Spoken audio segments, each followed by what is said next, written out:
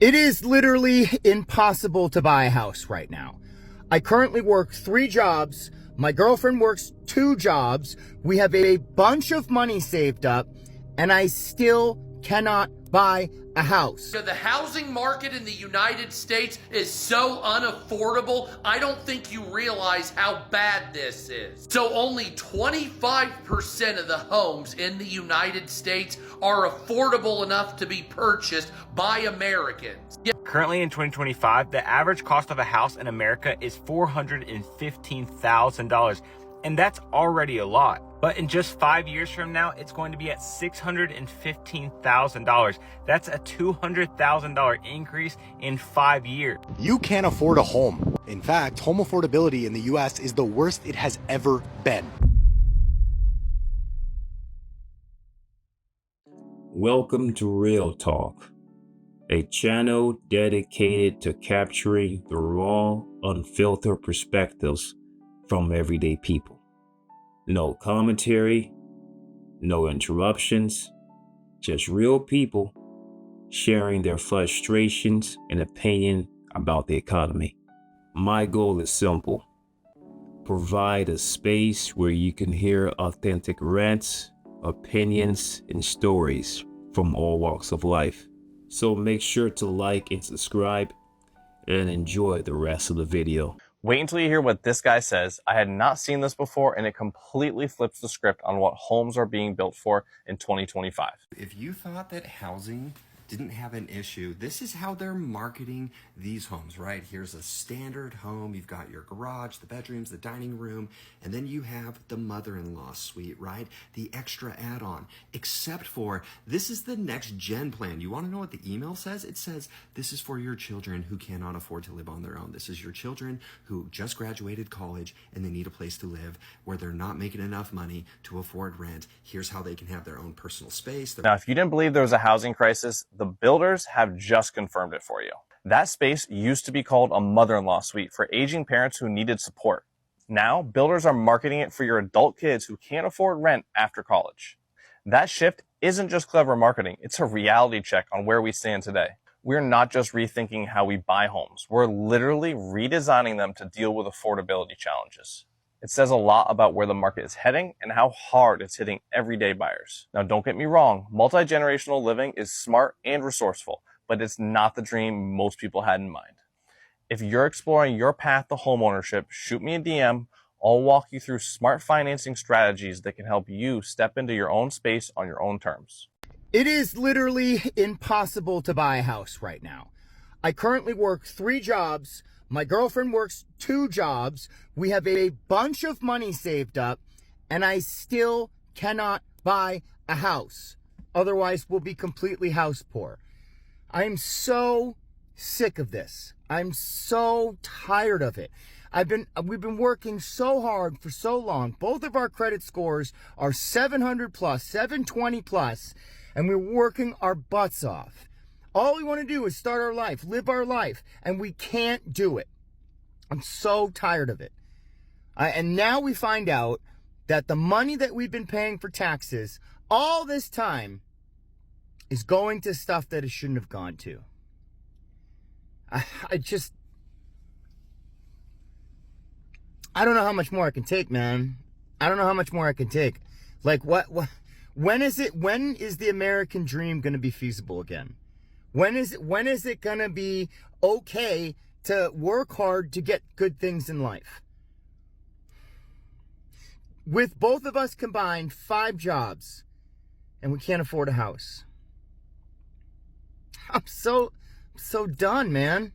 Is buying a home in today's economy a good investment? I want to show you some of the hidden costs of buying a home so you and your family can make a decision. I don't want to encourage or discourage you to buy a home. I just want to do this as a thought experiment and show you some numbers. So let's say you buy a $450,000 home, you put down $50,000 and you get a loan for $400,000 at a 6.5%.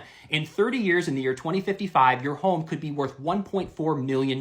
So you sit back and go, I bought this for $450,000, it's worth $1.4 million. What a great deal, what a great investment. But there's some hidden costs. If you do not refinance that $400,000 loan loan at 6.5% or make extra principal payments, it's going to cost you over $500,000 in interest. So you have $500,000 in interest, the $450,000 home, that's $950,000. So you go, okay, Freddie, $950, but it's still worth 1.4 potentially. So that's a really good deal. But there's also hidden costs. We have property taxes. Property taxes could be about $150,000 over 30 years. Homeowners insurance could be another $150,000 over 30 years. The big one is maintenance. You're gonna have to replace the appliances, the roof, the HVAC, hot water tanks, cement work, toilet seats, light fixtures, potentially windows. That could run you another $200,000. And remodeling, turning the nursery into a bedroom, the bedroom into an office, getting new furniture, new countertops, new sink, new floors as you start making money in your career. That could run you $50,000 to $100,000. So this home could really cost you about $1.4, $1.5 million and you break even, hence the reason people call it a forced savings account. But here's some good news. Your home is now paid off and it could be worth 1.4, 1.5 million. You have access to that money if you need it. You now have a lower overhead when you're on a fixed income for retirement. And when you pass, you could potentially give this to your children. So there are pluses and you had a great time owning this house and it's yours. But the mistake I want people to try to avoid is don't get into a house you can't afford and be house poor and neglect your retirement. If you can afford all of this, make sure that you can afford that while also heavily investing into your retirement. But my point is start getting into the mindset of homeowner plus investment or renter plus investment. But owning a house because the price is so high and the interest rate is so high at the moment, I just wanted to share all these hidden costs so that you and your family can make a decision that's right for you. You can't afford a home. In fact, home affordability in the US is the worst it has ever been. And the solution is so easy, it should make you angry. No, it's not because of all the illegal immigrants who are somehow buying up all the houses. And it's actually not even these massive corporations buying up all the single-family homes. The answer is way more basic than that. We simply do not have enough homes. In basically every metropolitan city in America, there is a major housing shortage. And it is no surprise that people want to live in these cities. There are way more career opportunities, which means that the salaries are usually way higher, and most people agree that the quality of life in cities is just better as well. So what's the solution? I'll tell you, it's definitely not freezing the rent, which has been shown to decrease housing supply over time. It is simply to build more houses. When there's more demand than there is supply, prices go up. The only effective way to reduce prices is to build more. And so if any politician provides any solution that isn't building more houses, then they are lying to you. The worst offenders are actually usually Democrats or liberals who engage in NIMBYism or not in my backyard. In cities like San Francisco, there are very strict zoning laws about the type of buildings you can build. So even if there's a lot of demand for you to build more supply, you can't because the local people want to keep the property values high because they're homeowners. Prices for housing and rent in certain parts of America are actually falling. You want to know where they're falling the fastest? Texas and Florida. Why? Because they have added more units of housing than any other states by a mile. Wow, when you add more houses, prices drop. That's crazy. Wait, no it's not. It's simple supply and demand. Pressure politicians to build. The elected official with the highest approval rating in the nation right now is actually right here, the mayor of San Francisco, Daniel Lurie. And one of his most popular policies is actually enabling people to build more housing. It's that simple. Now follow me for more content. I just had a friend request from somebody that I tried to help purchase a house a couple years ago. And back then, this person's budget was probably like $170,000. $200K was the max. Interest rates at that time were like in the 3s, 4s. The husband was the sole provider for that family. He was actually pre-approved at that time. The problem was that he was not working on his credit score the way he was supposed to. He was also not saving his money the way he should have. When opportunities would present themselves, we would lose out on them because this guy was not ready. Today, if he tried to purchase a house, he would not qualify. In today's market, I can't find him what he was looking for back then. And that's really sad, guys, because that means he will probably, unless something drastic happens where he comes across a ton of money, inherits a property, he's probably going to continue to rent for the rest of his life. How many of you guys have been waiting and now you're in a similar position? We used to qualify people making $28,000 a year.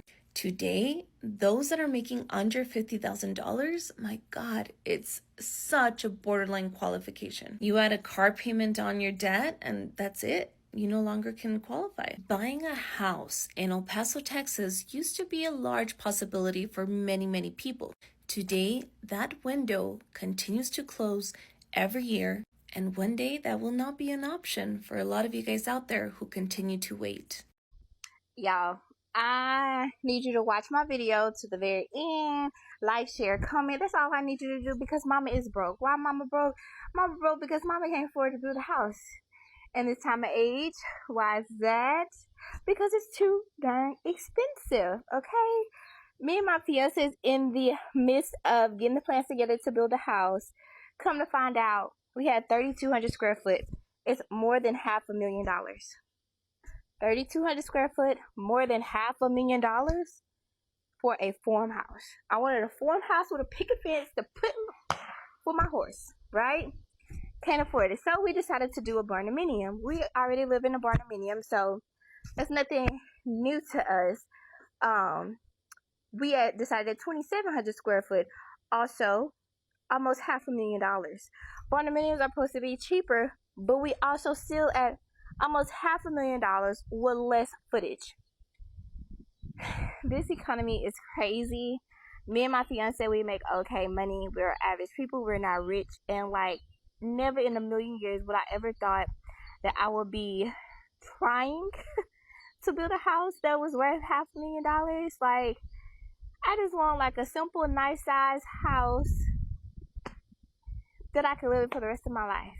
Cause we ain't moving out this house, cause it's on our property. So the land paid for it. So we gonna stay here, okay? But this is insane. Like, I don't understand how people are surviving this economy, and I don't understand. So yeah, thank y'all for watching to the end and my ranting, because I'm about to go sit on my couch and cry. Because I done came so far and cannot afford what I want, because the economy is boo-boo right now. Everything is skyrocket, and we don't have the amount of money to get what we want, and we make enough that we thought we can get what we want. So it's just kind of a bummer right now. So yeah, like, share, comment, follow me for more content.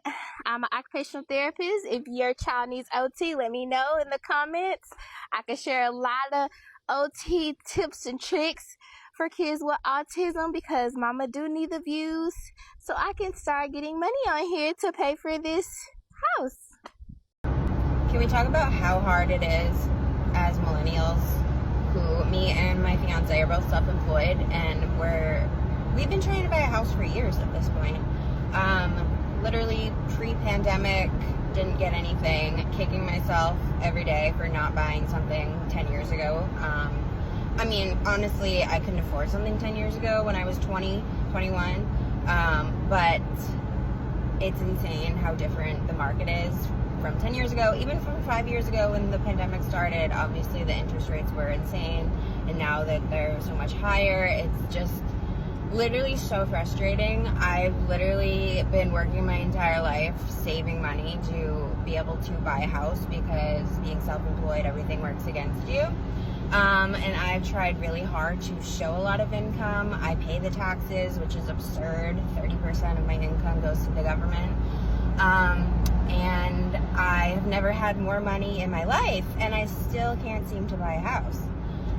Of course, yes, we could buy something that's smaller and do like a starter home situation, but like, we really just don't even want to do that at this point. We are looking for something like long term, and we just don't want to settle, and it's so frustrating. Like, there's like little to no inventory, and then when we do see something and we put in an offer, we just get bid out every single time, and it is just really discouraging. And I just keep telling myself the right thing will happen at the right time, but literally, like, I'm starting to lose my patience.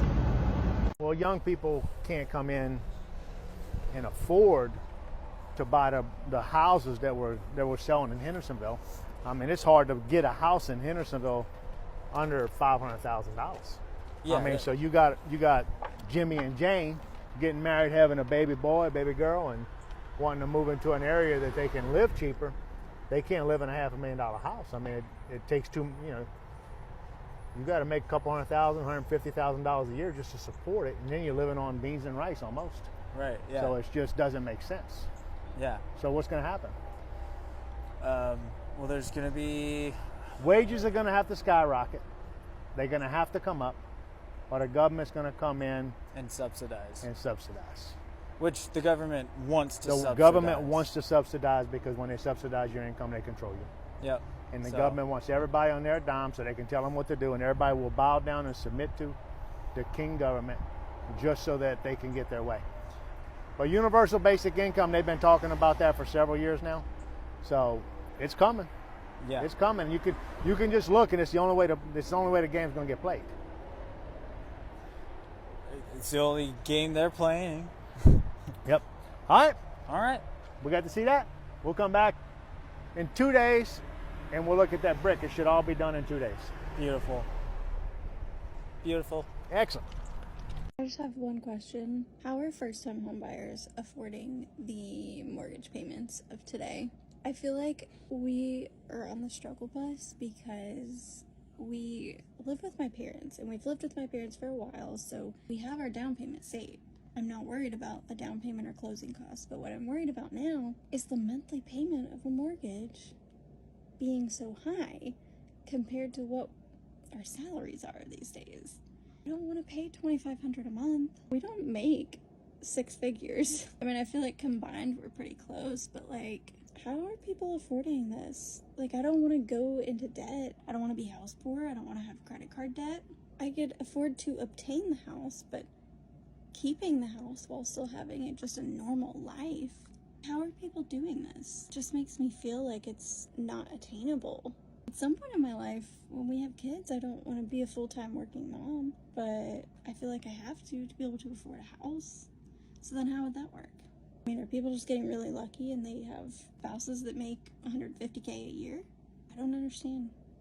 I feel like I'm just so lost on what to do because I don't want to be house poor. So I'd rather just live in my parents' basement forever, but like, I don't want to do that, you know? Like, I want to eventually have our own place. I don't know what the answer is.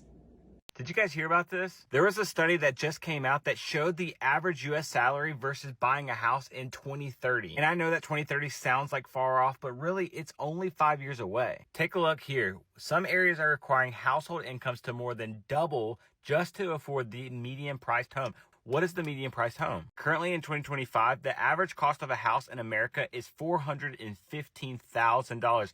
And that's already a lot. But in just 5 years from now, it's going to be at $615,000. That's a $200,000 increase in 5 years. You may be asking yourself, what states will actually be impacted by this? Well, here's a map right here showing states where homeownership will pretty much be unaffordable at that point. California, Montana, most of the Northwest, and then of course the Northeast. As a mortgage lender, I tell people all the time when they ask me, is right now a great time to buy? And I'm like, yes. A lot of people are like, oh, you're just trying to make a buck. This is what you do for a living. And I get it. Yes, 1000%. But I'm really looking at this when I say that. I'm telling you right now, buying a house in 5 years from now will not be an automatic thing for everyone. It's already not. If you want to own real estate in your lifetime, you definitely need to be open to purchasing now versus waiting. Am I the only one that thinks that it is morally wrong to move from like other areas like California or Washington State, move to cheaper areas like my home state, Ohio, and start buying up all of the houses and properties and pricing out the locals? I was on my For You page and there was this 19-year-old that moved to Cleveland, Ohio, and was honest, like being honest about why he moved to Cleveland is about how he wanted to buy up all of these properties in Cleveland and be a landlord basically, and pretty much price people out of their own neighborhood. And I feel like there should be laws with this. I think like in this day and age, like that's so morally wrong. And the fact that this like 19-year-old is just being like so free and open about it, like you have to be a pretty fucked up person to do shit like that. Like be a part of the solution, not the problem. Like you are the problem of why people are being priced out of their neighborhoods. And I didn't really realize this until I moved to Tennessee, but it has happened so bad in the state of Tennessee where a lot of people from California have moved here. Not only moved here, but they've invested, bought up a lot of the properties, and people can't even afford their own city anymore because they can't afford to buy a house because they're all owned by investors and big corporations. And I just don't understand like why people continue to do this. It's a monopoly, and you're messing with people's like homes, you know, their hometowns. And I think this is slowly going to become a reality in Ohio. And I think people in Ohio are a little too nice and are being a little too friendly to people like this. I was like looking at this guy's comments in his videos, and everyone was so nice. They were like, oh, you should check out this and this. If you do that in Tennessee and say that you're buying up properties in Tennessee, everyone in Tennessee is like, go back to California. Don't California my Tennessee. Like, that's how Ohio people should be. Like, it should... Like, I just don't understand, like, any of that. Like, it is morally wrong to price people out of their hometowns, I guess. I don't know. Be a part of the solution, not the problem. Let me summarize for you just how unaffordable it's become for the average American to buy a house in the United States. The average household income in the United States is $80,000 a year. And a financial advisor recommends that you spend only 25% of your after-tax income on your housing budget. Your after-tax income, if you make $80,000 a year, is $60,000. And if you were to take 25% of that on a monthly basis standpoint, your monthly mortgage payment should be no more than $1,250 per month. A $1,250 per month mortgage budget only affords you a $175,000 home. But the average home price here in America is $420,000. So the average household in America can only afford a $175,000 home, but the average home price is $420,000. That, simply put, is the entire issue that Americans are dealing with right now. Do not let anybody ever tell you that right now is the right time to buy. The right time to buy a house is when you can afford it, and that's it. And if you can't afford it, that's totally fine. Renting is okay. I'm a realtor saying that. Way too many realtors out there are trying to tell you that right now is the right time to buy. It is a realtor's job to help you buy or sell your house when you decide it's the right time, but it is not a realtor's job to tell you when that right time is. I'm being dead serious. I'm looking at houses like for my son, and how the fuck does anybody afford a house? Holy shit, I'm not even kidding. Like, if you own a piece of property, you better hold on to it for dear life, because it's unaffordable for anyone. Like, my children are never going to be able to afford a house. I don't even understand. Now, this is in Illinois, and I don't know how other states are. I don't know how other people are doing, but like, what the fuck? It's bonkers out there. Like, what? What? I mean, how much do people have to fucking make to be able to afford a house? Honestly, crazy shit happening out there. What's up, America? The housing market in the United States is so unaffordable, I don't think you realize how bad this is. So only 25% of the homes in the United States are affordable enough to be purchased by Americans. Yes, that's according to the new financial research that's coming out, saying that 75% of the homes on the market are only available to individuals in foreign countries and people that are considered wealthy. So 75% of the American workforce is shut out of buying a home now. That's actually a fact now. A two-income household can now no longer afford 75% of the homes on the market here throughout the United States. It doesn't matter where you're at, whether you're in the South, the Midwest, the West, New England, nobody can afford shit. 75% of all Americans are now locked out of purchasing a home. Matter of fact, the study notes that 60% of all homes purchased in the United States in the last 3 years have come from foreign workers coming to the United States working for companies. And that's because the company initially sets the housing up for those workers. So I just want you to know how bad it's getting out there, that only 25% of homes on the market are actually able to be afforded by American citizens. That's how bad it is. But the housing market collapsing would be bad, wouldn't it? Bunch of fucking dipshits, I swear to God. The housing market needs to collapse 50%. Fuck you. Here's something that I hear all the time from buyers. My credit score is good. It's over 700. I don't have very much debt. I've been working at my job for more than 2 years. Why can't I buy a home? Is it your income? The sad reality here in Greater Phoenix is if you are not making a certain amount of money, then you're not going to be able to buy a home. And that is because home prices have gone up so much over the last 4 years. So even with a condo that is going to be, under $300,000 with the HOA fees and the taxes, your overall monthly payment is still going to be relatively high. So you need to be making a certain amount of money. And I'm going to say this with a grain of salt because I'm not a loan officer. I don't know.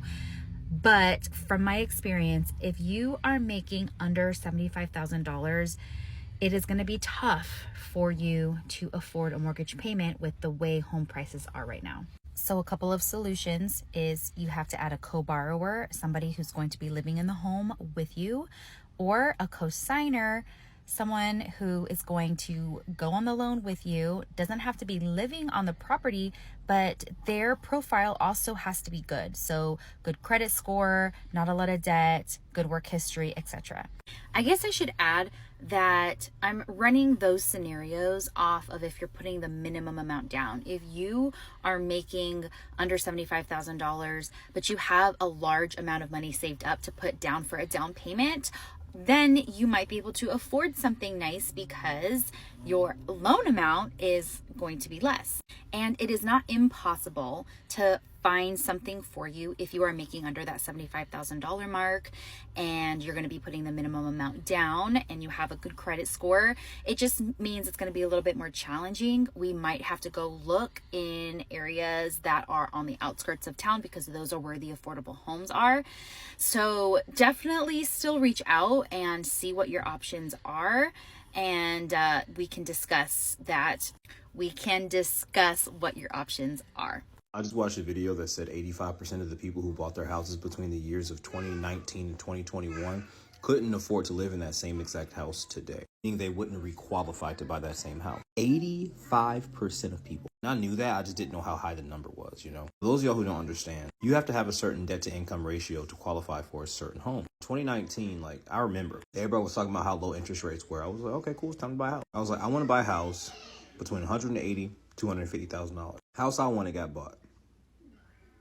So being this was my first time going through it. I said, fuck it. Nobody looking at buying no house anyway. Fuck that. Literally.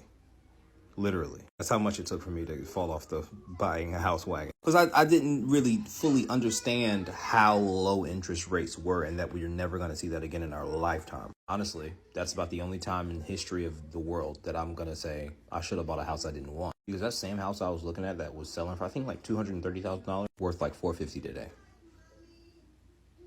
Now, it's not that drastic everywhere, but I happen to live in Florida.